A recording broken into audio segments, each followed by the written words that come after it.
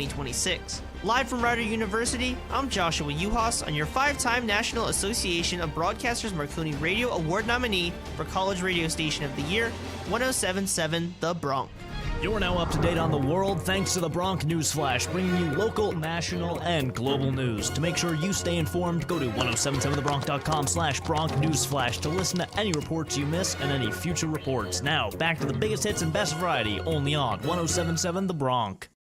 1077 The Bronx, 1077thebronx.com, winner of 3 2026 Intercollegiate Broadcasting System Media Awards, Best On Air Pledge Drive for our first ever Radiothon, Best Giveaway for Wake Up Riders Morning Bagel Run and Jewelry Spree, and Best Station Poster by Jake Goebel for Scream Screen. This is Alex Pinsky with Football Squared, and as a matter of fact, the final Football Squared of the semester, of the year. Wow, I can't believe we're already at the end on the last show. This is kind of our first week with slow news in terms of the NFL because the draft's over and we've entered a period where it's kind of just veterans being signed here and there for positions that teams couldn't address in the draft. So we're not going to get much more info or anything to really talk about until OTAs and summer training camp start up. So we're kind of in an odd buffer period where we're really just looking forward to next season. So that's what we're going to spend today's show on. We are going to go over any bit of news over the past week and then the future of our 3 local teams, the Jets, the Giants, and the Eagles, and how next season looks for each of those teams. So let's get right into it. Starting off with our news earlier this week, the Ravens re-signed longtime veteran defensive tackle Calais Campbell.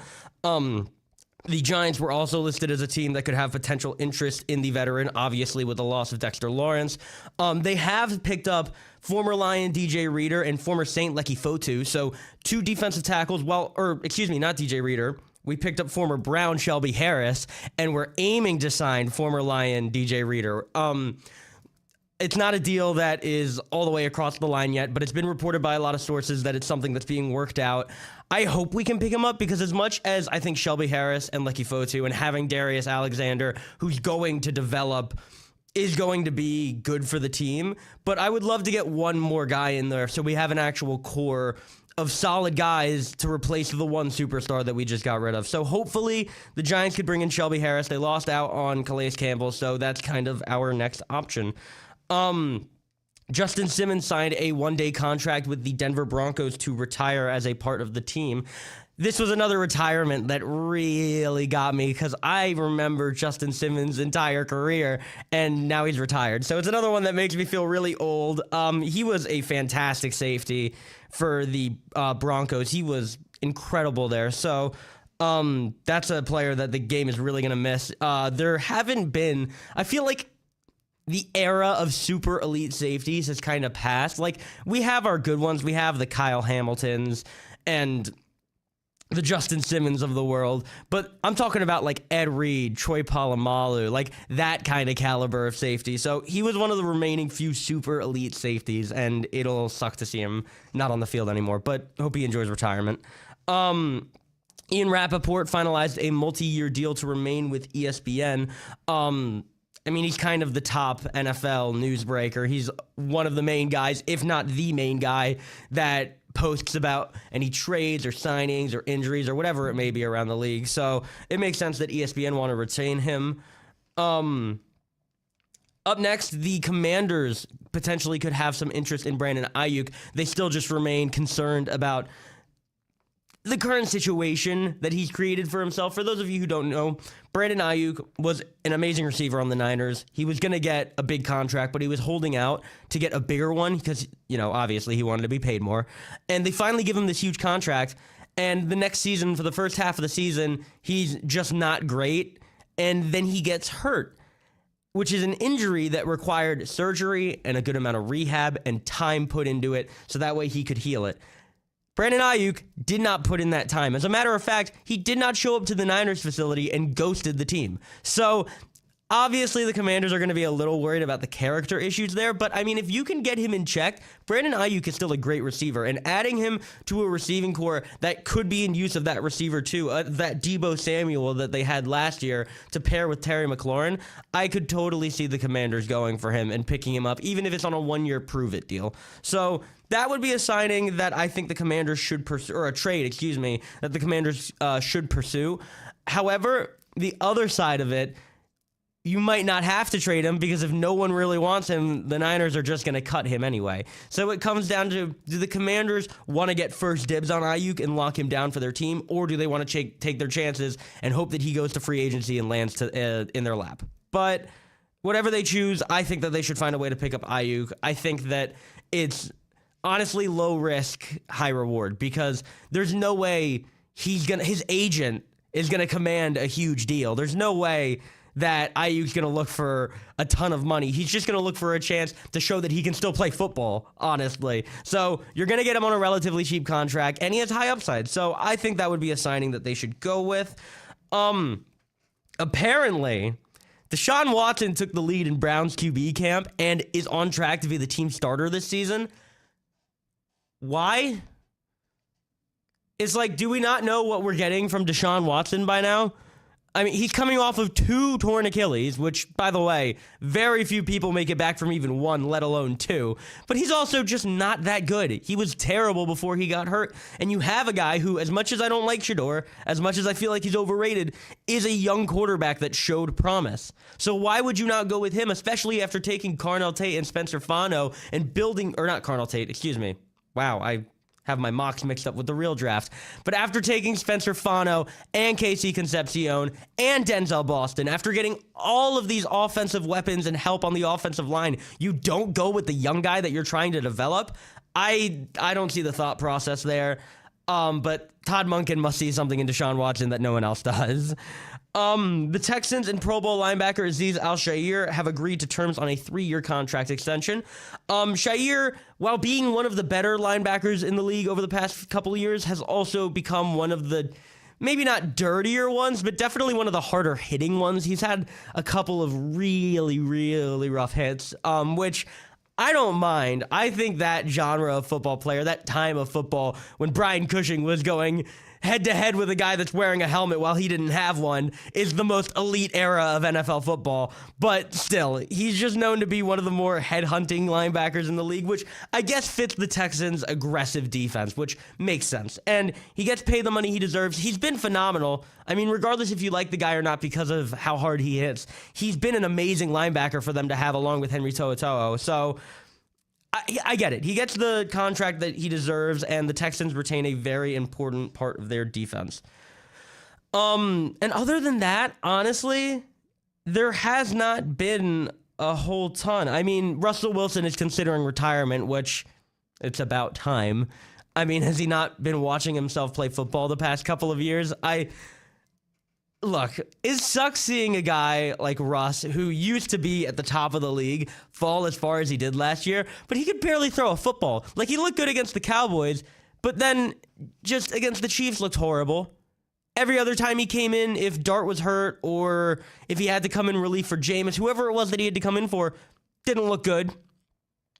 So I don't understand how he hasn't decided to retire sooner. I honestly would have thought he would have retired after the Broncos, but no, he went to the Steelers and then to the Giants, and now he might retire, but there's still a chance he ends up with the team, which at this point, I feel like he has to expect that it's not going to be in a starting role. He's not going to get a starting job. It's going to have to be a mentor position, whether it be on a team that just drafted a rookie or a team that has a young sophomore or junior guy that needs more development and they want to bring in Russ.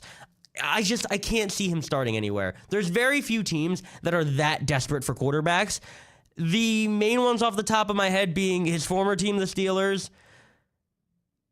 I guess the Cardinals, because Jacoby Brissett is holding out and Carson Beck is buns and unk. So that's not a great mix.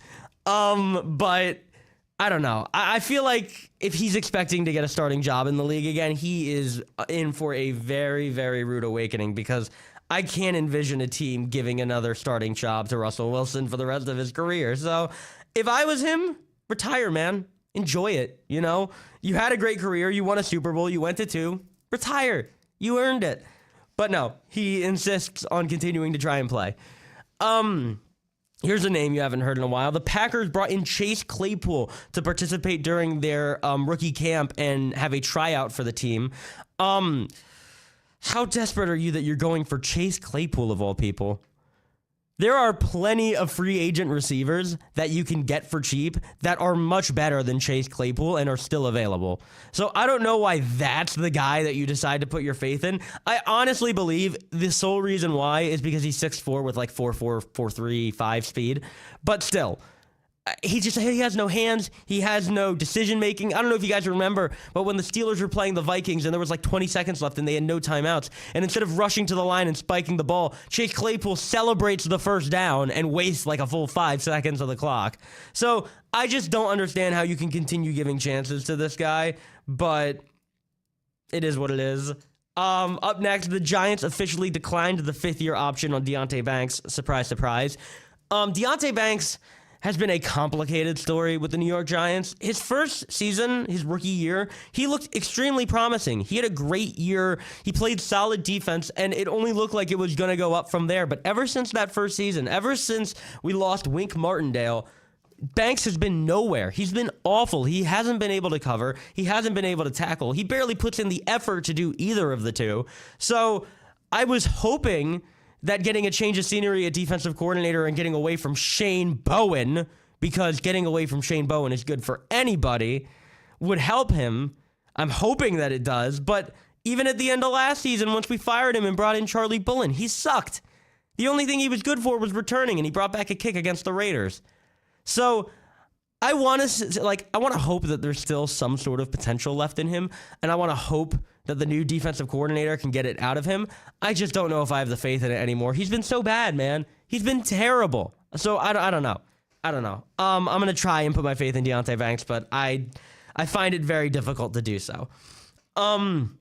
Next bit of news, the Packers got themselves a new backup quarterback after the departure of Malik Willis. They pick up free agent quarterback Tyrod Taylor, been with the Jets and the Giants the past 2 seasons. Had some solid showings, but definitely still backup quarterback showings, you know. Like the Giants, when we had him, started him for a little while, and he looked okay. He made a lot of mistakes, but he was better at the deep ball than anyone that we had, and he had completed some really good passes. He was okay. And then with the Jets, he was a little worse, but I don't really fully blame that on him because it's the Jets, and everyone's a little worse when they're on the Jets, let's be honest. But he heads to Green Bay now to back up Jordan Love, which honestly, he could end up starting again because Jordan Love has gotten hurt like every season. So Tyrod Taylor very well could start another football game or two this season because I can totally see Jordan Love going down between like weeks 9 and 13 and Tyrod having to come in and salvage that mid-season period for the Packers. And then other than that, I mean, the biggest bit of news is that the Eagles re-signed head of security Dom DeSandro, which, I mean, we're really giving attention to anybody now, right? The head of security, really? That's what we're announcing?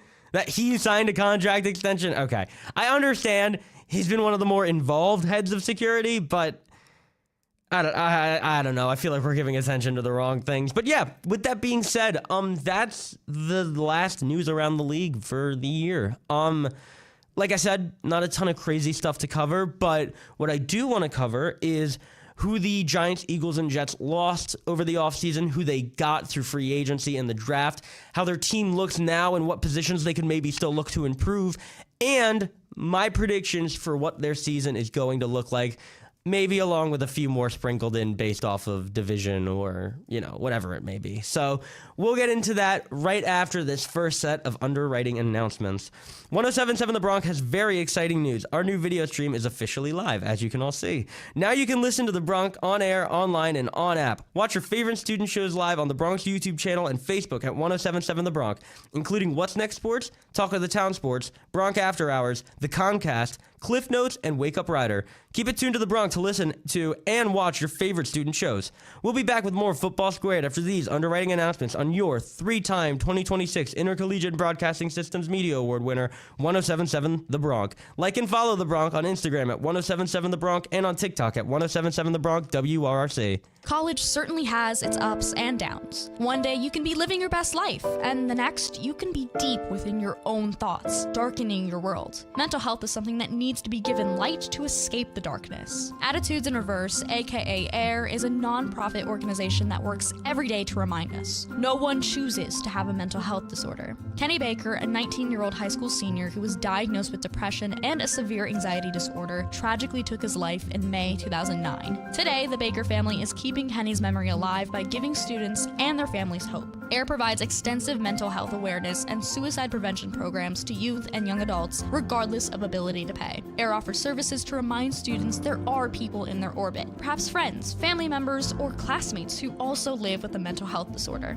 Listen, mental health illness is a real illness. Like AIR, just because you don't see it doesn't mean it's not there. Go to http://air.ngo to learn more about how Attitudes in Reverse can help take you out of your personal darkness and into the light. Are you a small business owner that could use free, reliable help with decisions about growing your business? From registration to certification to finding funding programs or exporting, NJ-BACK, the New Jersey Business Action Center, a division of the Department of State, is ready to help you find answers to questions and solutions to problems. Use our live chat at business.nj.gov for free confidential assistance designed to help our diverse business community. Chat with NJ-BACK today at business.nj.gov. Sponsored by the New Jersey Business Action Center. The Bronx Lunchbox on 107.7 The Bronx and other programming on 107.7 The Bronx Retro is underwritten in part by Mi España Princeton. Trade in the usual pasta dish and the same old boring burger you frequently order for a taste of true, authentic Spanish street food at Mi España. Enjoy a world of flavors like their bocadillo, a Spanish lunch sandwich served on a European-style baguette with either a house salad or patatas brava. Mi España's paellas are both flavorful and filling. This traditional Valenciana bomba rice dish features chicken, pork, shrimp, and portobello mushrooms. Prefer vegan? Then you prefer Mi España. They make a mean paella with just veggies. If you're looking for something to snack on, order tapas style. Enjoy tortilla jam-packed with potato, onions, and egg, or Mi España's warm and crispy empanadas filled with their beef, chicken, or veggies. There is so much Spanish food to discover and devour at Mi España. If you're looking to dine out, eat in the Mi España located in the Princeton Shopping Center, 301 North Harrison Street, Princeton. Takeout and delivery are also available. To view their menu and to see Chef Jose Diaz's daily and weekly specials, surf on over to getforky.com. Wake Up Rider and other programming on 107.7 The Bronx and 107.7 The Bronx Retro is underwritten by Miller Keystone Blood Center. It only takes a few minutes to help save a life, but those few minutes can help save the life of someone in need, maybe someone you know. Make your appointment today at Miller Keystone Blood Center, located at TCNJ's campus town. To donate blood, platelets, plasma, and more, call 800-BA-DONOR. That's 800-BA-DONOR. Go to Give a Pint.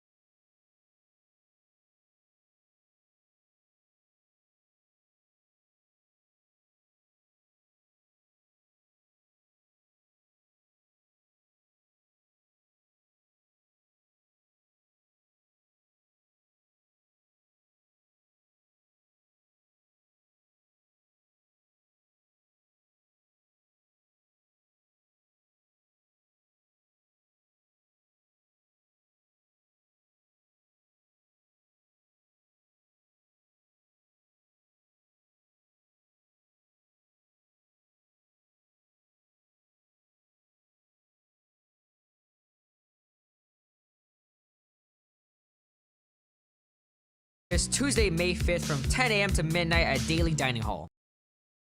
Welcome back, everybody. With over 750,000 views in the last 90 days, our social media is poppin'. Be a part of the trend. Follow 1077 The Bronx to see what we're up to on air and behind the scenes on Instagram at 1077 The Bronx and on TikTok at 1077 The Bronx WRRC. After you follow The Bronx on social media, sport The Bronx on and off campus. Gear up for summer by shopping the Bronx General Store. From short sleeve tees and polos to insulated drinkware for your acai refresher, go to 1077thebronx.com/shopthebronx to make your campus fashion statement. Welcome back to Football Squared on your 5-time National Association of Broadcasters Marconi Radio Award nominated station, 1077 The Bronx. Welcome back, everybody. Like I said, we are going to go over our 3 local teams and what their offseason look like and what their future may look like as well. So, quick overview. We're going to start with the New York Jets. Now, the New York Jets are complicated every offseason because I feel like the moves that they make end up getting them overhyped for the upcoming season, whether it be, they're going to have a top 5 defense, or, maybe their offense will do something this year. It's one of the two, maybe both. They got rid of their quarterback. They traded away Justin Fields to the Kansas City Chiefs. They also made a couple of good signings on the defensive side. They got defensive end Joseph Osai on a 3-year deal. They picked up linebacker Demario Davis and brought back the veteran middle linebacker who was with the Jets for a long time prior to joining the Saints. They got David Onyemata, another former Saint. Solid signings across the board on defense, so I have to give them credit. They also got former Giant safety Dane Belton, who I believe is unbelievably underrated. I think that is a great signing. I really like that for the Jets, and I usually don't say that I like things that the Jets do, so it must be a half-decent thing. They also got Bears corner Nashawn Wright. They picked up kicker Cade York. But they also lost a lot of players, too. They lost safety Andre Sisco. They lost running back Ken Nwangwu, who was one of their big kick returners. So, a lot more addition than subtraction, I will say. Even then, you go into the draft. In the first round, they pick up both David Bailey and Omar Cooper Jr., which are 2 great picks in my mind. I think those are phenomenal picks. They get Cade Klubnik as a potential future just young rookie quarterback that they're going to have grow behind Geno Smith, who they also acquired and brought back this offseason in a trade with the Raiders. So the Jets have had a lot of moving pieces in terms of their team. One quarterback went out, one quarterback came in. They brought in a receiver and an edge rusher after losing out on linebackers and safeties from free agency. They picked up defensive line and bolstered their front 7. Really, their biggest need so far in terms of like veterans that are left in free agency for me, I think they could go pick up another corner. I think that they could possibly grab another offensive lineman as well. And other than that, I think that they're solid. I think they've done at least all that they can with what's left in the offseason. So overall, if I had to give the Jets an offseason rank, I'm going to give them an A-. I think that the Jets have actually had a very good offseason. However, I don't want you to mistake me giving them a good grade for me thinking that they're going to be good. No. It was anywhere up was improvement for the Jets, okay? So even a little bit of improvement would have been great. Now, I will say they took the steps that they needed to take, okay? They did what they had to do to give themselves a chance. Do I think it's going to amount to anything? I don't know. I don't think I fully trust the Jets to do that, I guess. But, we can go over it by looking at who their opponents are. So I'm also going to give record predictions. I got their opponents up, and we are going to go through them. So in terms of their home opponents, they got the Bills. Just give them 2 losses immediately. They're not beating the Bills. I was going to say, as much improvement as the Jets could make, they're kind of screwed in terms of the division they're in. I mean, you have the Patriots who just made the Super Bowl. You have the Bills who had arguably, if not the best offseason out of any team, and that's coming from a Giants fan, and we had a phenomenal offseason. But the Bills did everything that they needed to do to give themselves the best chance to win and go all the way this season, something that they hadn't done in a bit. And the big thing that they did, which changed that for me, was they got DJ Moore. They got Josh Allen, his wide receiver 1. They picked up DJ Moore. They did amazing in the draft. They had 3 trade, I know I've been over this a ton, but 3 trade backs in the first round alone just to get the guy that I had them taking in the first round anyway in the second. They picked up TJ Parker. The rest of their draft was really solid.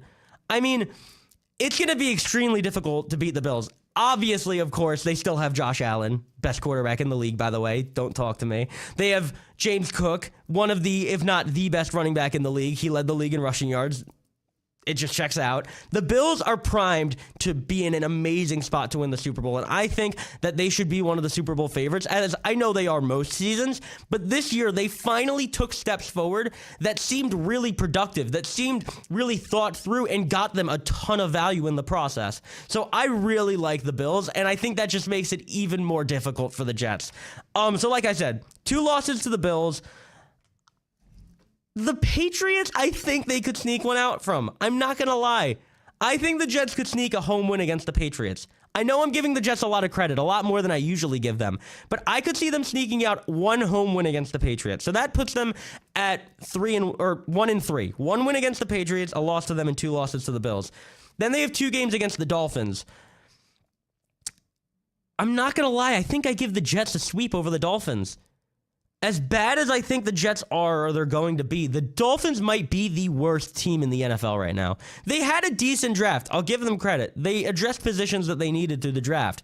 But I'm still just nowhere near convinced by that team. However, I'm also nowhere near convinced by the Jets, especially with Geno as their starter. So I'm going to give 1 to the Dolphins, 1 to the Jets. The Jets are now 2-4. I have them at 2-4 after all of their divisional games. That's what they're going to do in the division. Then you got the Broncos at home. That's a loss. You got the Raiders at home. That's a loss because I really like the Raiders this season. I think that they're going to be great. You got the Browns at home. I'll give the Jets that one. Then you have the Packers and the Vikings at home. Both of those are losses. So across all of your home games, I have them going 3-5, which puts them on a total record of 3-8 on the season, which is not what you're looking for. It's not what you're looking for. But then we get into the road games, which I'm not going to lie, aren't any easier. They have a very difficult schedule. Chiefs, I don't know. I feel like you can't count out the Chiefs. I don't even know why I thought about that. You cannot count out the Chiefs no matter the state that they're in. Not until Patrick Mahomes and Andy Reid are gone. So I'm giving the Chiefs the win. I'm giving the Chargers the win. The Titans are a team that I would really like to give the win, but I don't know if I can. I don't know. Because I feel like the Raiders are, for me, I have more faith in the Raiders to make a turnaround than the Titans. So I'm going to give the Titans a loss there. I'm going to say the Jets pick up a win there. So that puts them at now 4-10. Then you have the Bears. That's a loss, 4-11.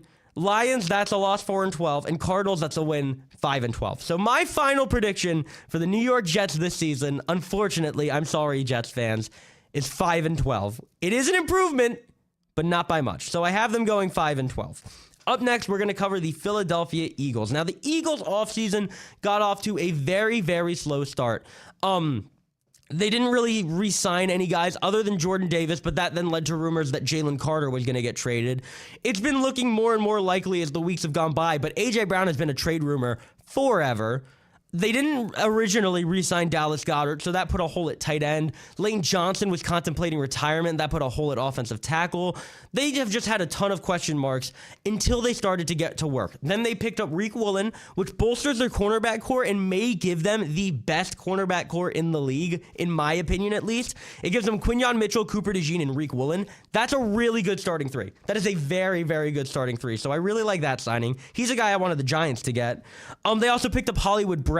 They picked up a lot of depth receivers to kind of aid in the transition from A.J. Brown to not having A.J. Brown. They got Mekhi Lemon in the draft, traded up in front of the Steelers to get him. They also signed Elijah Moore. So they're rebuilding the core in preparation for A.J. Brown to leave. They also brought back Dallas Goedert, which, like I said, didn't originally re-sign him, but then locked down their tight end position for another year. Picked up corner Jonathan Jones, who was a very solid option at corner at one point and can serve as a good veteran backup. Got edge rusher Arnold Ebiketie, another underrated guy from the Falcons. That's a solid signing. And really the biggest loss, I guess, is Fred Johnson, the offensive tackle. I mean, oh no, sorry, they didn't lose him. They agreed to a 1-year deal with him. My apologies. So yeah, the Eagles even brought back Fred Johnson, their longtime backup offensive tackle. So they got very active, and then even throughout the rest of the draft, they got, I'm blanking so hard right now, but the Vanderbilt tight end, they got Eli Stowers. They got Eli Stowers in the second. I love that pick. He was right behind Kenyon Sadiq for me in terms of skill level, so I love that pick. The Eagles, if I had to give their offseason a total ranking, I'd give it an A. There's very few things that they could have done to go A+. All three of the local teams, that's the one thing that I will say we can all agree and come together on. All three of our local teams had very, very good off seasons. Really good ones. The Eagles, I'm going to give an A. I think there's a couple positions that they could have helped maybe supplement more. They also, in the draft, made a trade for edge rusher Jonathan Grenard and signed him to a 4-year, $100 million deal, which bolsters, again, another position that they need to improve. Really, the only areas that I think that they could have added someone else, offensive tackle, just to prepare for the inevitable departure of Lane Johnson, maybe a younger tight end that can learn behind Goddard, and then also a safety, especially with the loss of Reed Blankenship. Obviously, you still have Andrew Makubo, who you hope can develop into a good starting safety, but I do think there were a couple places that they could have added a little bit more. In terms of their schedule, the Eagles are going to be a difficult team to predict because I'm a firm believer that no matter how good that team is, no matter how much talent Howie Roseman accrues, Jalen Hurts and Nick Sirianni are not going to make it easy for them. And I know I'm a Giants fan, I'm biased, whatever, but even as Eagles fans, even me knowing an Eagles fan, okay, Sirianni is not the answer. There's a lot of people in Philly that are not fans of Sirianni, and there's plenty of people that aren't fans of Jalen Hurts too. So it's really complicated when the team on paper should be so good, but in my eyes, the coach and the quarterback just need to go. In terms of their home opponents, they have obviously Cowboys, Giants, Commanders. I say they beat the Commanders at home. I say they beat the Cowboys at home, and I'm going to try and be humble.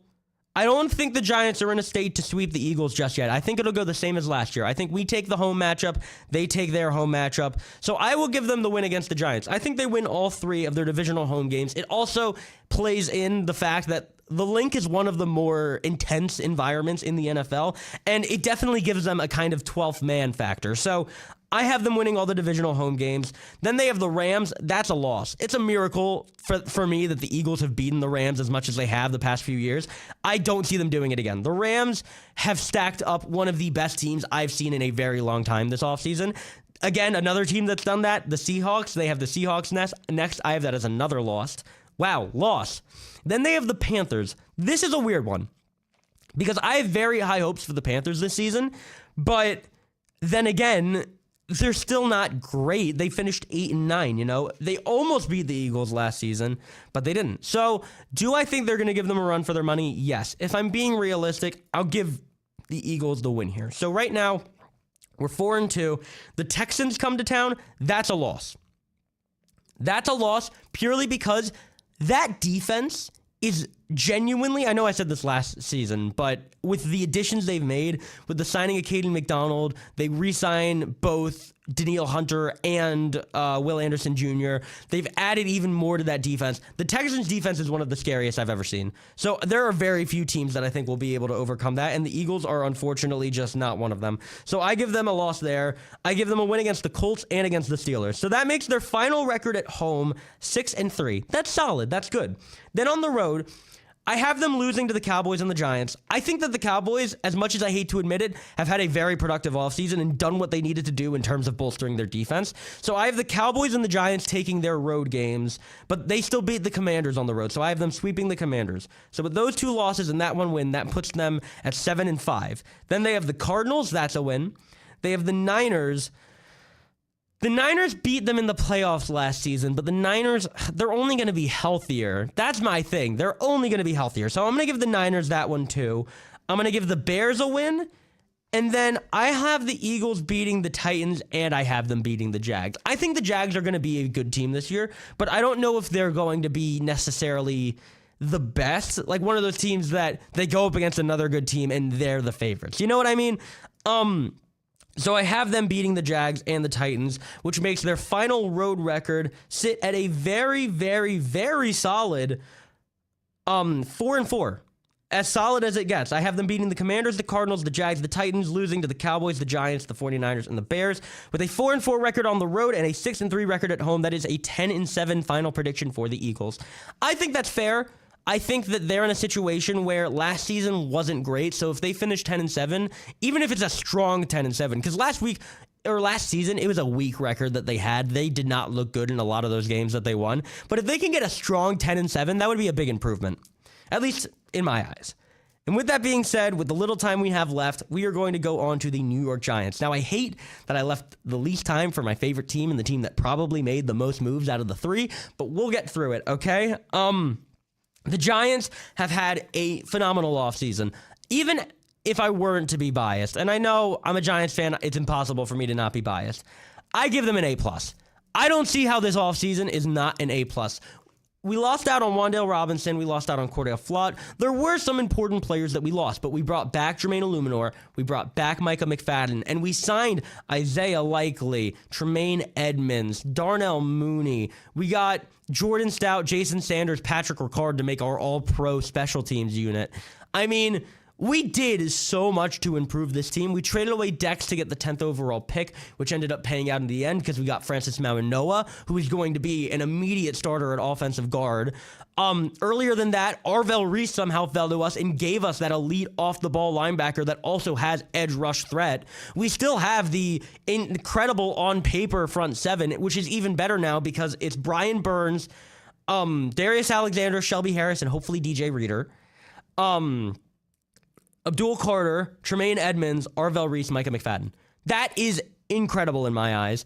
The only positions that I could have seen us adding a little more to was I would have liked to see maybe a bit of a higher profile guy gotten at both corner and safety. Now, granted, at corner, we drafted Colton Hood in the second, who is another guy who's going to be a day one starter at corner too. At safety, we still have Javon Holland and Tyler Newbin. We brought back, Jason Pinnock, who is a very solid safety and a great guy on special teams. Overall, the Giants had a great offseason, at least in my eyes, especially considering that offseason included us picking up John Harbaugh. So I'm very, very happy with how it's gone, and I'm extremely excited for this next season, obviously. So with that being said, with the rank being given, with all of my excitement being thrown out there, the Giants' schedule. Now, the Giants' schedule is not as difficult as it was last year, but it still has some unfortunate opponents on it. So, home matchups, I think, honestly, I know I may be tooting my team's own horn a little bit here. I think we can sweep the division at home. The only team, genuinely, that I think we would lose to, and again, I can't even believe I'm saying this, is the Cowboys. Granted, we always lose to the Cowboys, so that's not something hard to predict, but still, I think we can sweep at home. I think we can go 3-0 at home. I think we beat the Browns at home. I think we beat the Saints at home. I think we beat the Cardinals at home. I think we beat the Titans at home. We get a lot of easy home games. I'm trying not to inflate the team to be too much better than it is because we haven't even played it down to football. I don't know if what we've done is going to work out or not. And I just gave us a 7-0 start at home. So, you know what? To make it a little more fair, to be a little humble, I'll give the Cowboys a home win. But I think we get the Eagles and the Commanders at home. I think that we take those two. We take the Browns, the Saints, the Cardinals, and the Titans. And then we lose to the Cowboys, the Niners, and the Jags at home. So that's a 6-3 record at home. That is so insanely better than it's been these past two seasons. We have not been able to win at home these past two seasons. So to go 6-3 at home would mean so much to this team. Then we get to the away matchups. I think Cowboys win away, Eagles win away, we beat the Commanders away, so that's 2-1. Lions win, Texans win, Rams win, Seahawks win. I'm not going to lie, our away schedule is terrible. It is insanely difficult. I mean, the Lions, the Texans, the Colts, the Rams, and the Seahawks are our out-of-division opponents, and the only win I realistically see there is the Colts. I think we could beat the Lions, but honestly, if I'm being real, the Colts. So that would give us a 3-5 away record with our only wins coming against the Cowboys, the Eagles, and the Commanders. You know what? I'm going to give us an away win against the Cowboys. I think they beat us home, but we beat them away. That would be the most Giants way to do it. Not to mention, I feel like we do play really well at AT&T, at least for the first 3 quarters, and then we collapse. So, you know what? Yeah, I'm going to give us the Cowboys away win, which would give us a 6-3 record at home, and a Cowboys, Colts, and Commanders fueled 3-5, right? Yeah, 3-5 record at, I have us winning all of our away games. What am I doing? 4-4 record. So I have the Giants going 10-7. Same record as the Eagles, which I think is fair. I think being realistic, 9-8 or 10-7 for the Giants isn't unreasonable. I don't think it's unreasonable at all. I think we've taken so many different steps in the right direction, so many more than we've taken in previous seasons, and our team finally looks like something that can produce on the field. We have a young, promising quarterback, a running back duo that, again, is young and promising, one of the already best receivers in the league, and a solid core behind him, especially with the addition of Zachariah Fields through the draft. We have Isaiah Likely at tight end, our best offensive line we've had in a decade, and our defense, again, has all the talent in the world. They just need to click. If our team can click, I could see us winning even more than 10. Do I think we're going to? Probably not. 10-7, I would say, is around the ceiling for the Giants. If we go 10-7, we make the playoffs, we have a winning record, I'm ecstatic. That is an incredible season in my eyes, and I would love nothing more. As we close out our football segment, our final football segment of the year, I would like to make one last final prediction. A lot of the ones I've made haven't gone great. I predicted the Dolphins would make the playoffs. That didn't happen. I also predicted the Chiefs would trade with the Browns and get Mansour Lane in the draft. That did happen. So, with that being said, my final prediction for my freshman year here at the radio station is going to be that the Super Bowl next season will be a matchup between the Los Angeles Rams and the Buffalo Bills. That is my Super Bowl prediction. I am throwing it out there. That's how I see it going. I think the Rams will overcome the Seahawks this year. I think the Rams have had arguably the best offseason. They're up there with the Bills, the Giants, the Eagles, the Jets, all the teams that I mentioned, they're 100% up there. So, Bills-Rams Super Bowl, put it on your calendars, get ready for it. That's my prediction. With that being said, we officially are closing out the final football segment of the year.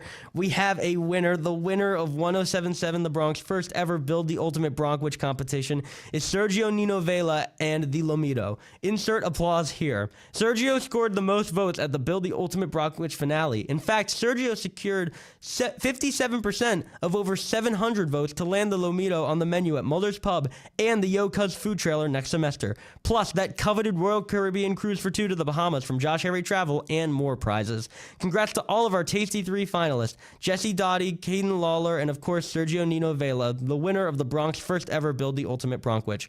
We will be back with more Football Squared after these underwriting announcements on your 3-time 2026 Intercollegiate Broadcasting Systems Media Award winner, 107.7 The Bronx. There's just something about Rider University that has allowed me to thrive as a student in and out of the classroom. Succeed in my chosen career as one of 65,000 Rider alumni. I can't quite put my finger on it. Maybe it's the Rider faculty who have helped me to unlock my true potential. Or the over 125 student clubs and organizations that allowed me to become the natural-born leader I really am. Or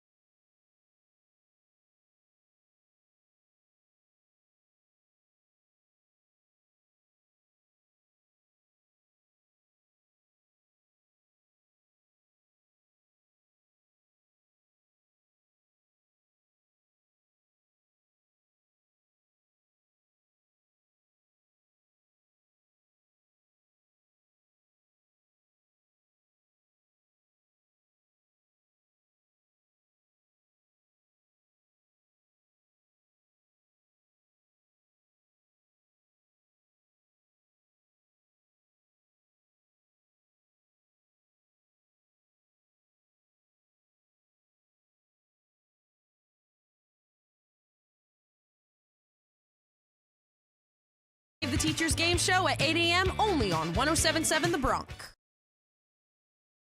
Celebrate Latinx culture and Latino music all weekend. And how about Monday, too? 107.7 The Bronx Viva La Fiesta weekend returns. Long live the party with The Bronx, May 8th to 11th. From reggaeton to salsa, Spanish Caribbean to bachata, we are transforming the biggest hits and best variety into a Latinx music lover's paradise Friday through Monday. Enjoy Viva La Fiesta exclusively on 107.7 The Bronx. Welcome back to Football Squared on the Princeton Review's number 18th ranked best college radio station, 107.7 The Bronx. Apologies for those on this video streams. I have the logo up and I'm trying to get it down. Bear with me here.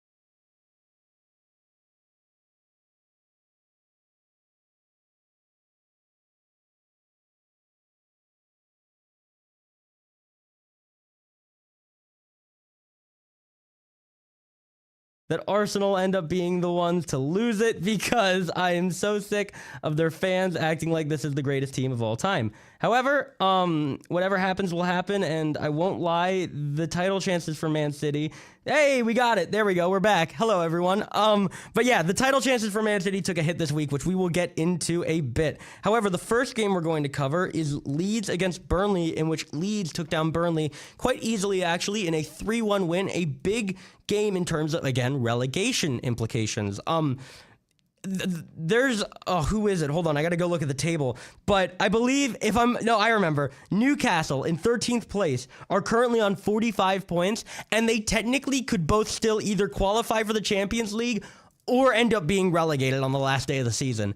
That is how crazy this end of the year run has become. So there is still so much to keep up with, that every game matters so much, and Leeds getting a 3-1 win against Burnley means so much more than it may seem. Goals from Anton Stach, Noah Okafor, and Dominic Calvert-Lewin were enough to get Leeds the win, and man of the match there would go to the third goal scorer in the 56th minute, Calvert-Lewin. The lone Burnley scorer being Loum Chawana. If I said that wrong, I apologize. In the 71st minute. Up next, Brentford took down West Ham 3-0. Goals from Igor Thiago, Mikel Damsgaard, and an own goal from Konstantinos Mavropanos of West Ham was enough to give Brentford a very big win in terms of them staying out of relegation and maybe getting Europe, and a huge hit for West Ham in terms of possibly being relegated. Man of the match there goes to Brentford goalkeeper Quaveen Kelleher.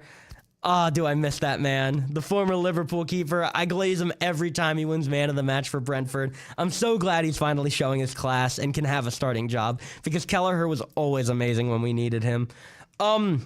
Then Newcastle did a lot to stop themselves from being relegated and beat Brighton 3-1. William Osula in the 12th minute, Dan Burn in the 24th, and Harvey Barnes in the 90th plus 5 minutes of extra time were enough to give Newcastle the win over Jack Hinshelwood's lone goal in the 61st minute. Man of the match there goes to striker William Osula. Then Wolves took on Sunderland, in which Wolves were able to battle out a draw, despite the fact that they are already guaranteed to be relegated. They are still fighting to win or even pick up any points from games. A red card in the 24th minute on Dan Ballard did not help Sunderland. Their goal was scored in the 17th minute by Nordi Mukiele, and they were just not able to hold on with only 10 men until Santiago Bueno put away the tying goal in the 54th minute for Wolves. Man of the match went to Sunderland goal scorer Nordi Mukiele. Up next, Arsenal took down Fulham 3-0. A brace from Victor Gyökeres and a goal from Bukayo Saka completed the clean sheet for Fulham. Or clean sheet for Arsenal, excuse me. Man of the match there goes to the guy with 2 goals, Victor Gyökeres, who, look, I've crapped on a lot all season, and I still think he's not good, but he scored 2 goals. I'll give him credit. He scored 2 goals, and that is honestly more than I thought he was capable of doing in one game. So, good for you, Victor. Then Bournemouth beat Crystal Palace 3-0. Another 2-goal, 1 own goal game. Goals from Junior Krupi and Ryan, and then Jefferson Lerma scored an own goal in the 10th minute for Bournemouth, unfortunately, leading them to, once again, another 3-0 win in the Premier League. Man of the match in this game goes to Marco Senesi, Bournemouth defender. Bournemouth are another team that have pleasantly surprised me this year. They haven't been great, but they've been so much better than I expected them to be, considering they lost Antoine Semenyo mid-season. Then, I don't want to talk about it, but I'm going to talk about it. Liverpool unfortunately lost 3-2 to Manchester United. Goals from Mateus Cunha in the 6th and Benjamin Sesko in the 14th gave United an early 2-0 lead heading into half. Liverpool came out of halftime with a goal from Dominic Szoboszlai in the 47th minute and a goal from Cody Gakpo in the 56th, assisted by Sobo. But unfortunately, Kobbie Mainoo scored the winner in the 77th for Man United, and Liverpool were not able to claw back from there. Man of the match there for Manchester United is Bruno Fernandes. And I'm going to say this one final time, and if I am on the show this time, September, and Arne Slot is still the manager of Liverpool Football Club, I'm going to be very disappointed because this guy's terrible. We have no identity. We look completely lethargic for half of the game. And then once we scored our 2 goals, it was like we switched off. I don't understand. There's no identity to this team. We're not physical enough. We're not creative enough on the ball. It's just everything has completely gone to crap for Liverpool after winning the title. And it's the reason why Salah's leaving. I guarantee you, if Slot wasn't the manager, if we had Xabi Alonso right now, Mo Salah would not want to leave Liverpool. We would have him for at least one more season. So Arne Slot, you will not be forgiven. Unless you win us a Champions League. Unless you find a way to win us a Champions League, you will not be forgiven for what you have done to this club. I hope he's gone, but if he isn't, then God bless all Liverpool fans because it's going to be another rough season. I don't know. And then the new solution that Hughes and Edwards are apparently going to do is to sell even more of our original players or guys that have been tenured for more than 1 year and sign 5 new guys to throw into the lineup and hope that they know what they're doing. So just don't be surprised if the same failures happen 2 years in a row because they seem complacent with failure. Up next, Spurs did a huge favor to themselves in terms of surviving relegation and beat UCL aspiring Aston Villa 2-1. Conor Gallagher and Richarlison were able to score the 2 goals for Spurs, and Emilio Buendia tried to pull it back for Villa, but in the 90th minute plus 6 minutes of extra time, it was just too little, too late. Man of the match here would go to Conor Gallagher, and Spurs are officially, finally helping themselves not get relegated. They actually are finally out of the relegation zone. With 3 games to go, they are 1 point ahead of West Ham, but that does not mean the season is over, so keep your eyes on your screens because Spurs may still end up being relegated by the end of all of it. 2 more games to cover, our final 2 games. First one, Nottingham Forest with a shock 3-1 win over Chelsea. Awoni, sorry, wow, I stumbled over that really badly. In the 2nd minute and 52nd minute for Nottingham Forest, and Igor Jesus in the 15th minute off of a pen. João Pedro's bicycle kick in the 90th minute plus 3 minutes of extra time was potentially goal of the season worthy, but unfortunately didn't really help them much in terms of the game. Man of the match goes to Taiwo Awoni. I hope I'm saying that right. Awoni? I don't know, whatever. And then finally, our final game, Man City sold. Man City sold against Everton, and they drew 3-3. They dropped points, and now even with their game in hand, if they win, Arsenal are 2 points ahead. Arsenal now control their own destiny. If Arsenal win their last 3 games, they are Premier League champions. Please, West Ham, you're fighting to not get relegated. Beat Arsenal. Please. City, shame on you for selling, especially against a team like Everton that has sold all season long. Jeremy Doku had 2 golazos, just amazing goals in the 43rd minute and the 90th minute plus 7 minutes of extra time. Erling Haaland tacked on one in the 83rd, but it was only enough to equalize Thierno Barry's double and Jake O'Brien's goal in the 73rd minute. That gave Everton a 3-1 lead, as a matter of fact, until Erling Haaland and Jeremy Doku were able to equalize. Man of the match there goes to Jeremy Doku, but a huge hit for Man City's title hopes, and these last 3 games are going to be very important. So just because this show is ending, do not stop following the Premier League. Keep updated with the NFL. There is still so much news to be heard. So with that being said, thank you all so much for listening to the show all year round. It has been an incredible opportunity to be able to do this, and I cannot wait to come back and share all of the news about football and soccer every week with you all next semester. I'm not sure when we'll be back, still figuring out the time and the date on it, but I will make sure to post it on my Instagram and wherever else I can when I have it figured out. So I can't wait to be back next year. I can't wait to cover all of the sports next season, or all of the sports, everything involved with soccer and football next season. Stay tuned for more of the biggest hits and best variety on the Princeton Review's number 18th best college radio station, 3-time 2026 IBS Media Award winner, and 5-time NAB Marconi Radio Award nominee for College Radio Station of the Year, 107.7 The Bronx. Thank you all for being here for this whole semester and the semester before, and I will see you all in September. 107.7 The Bronx, WRRC-FM, Lawrenceville, New Jersey. From the throwbacks you love to the freshest tracks you can't stop playing, this is where the biggest hits meet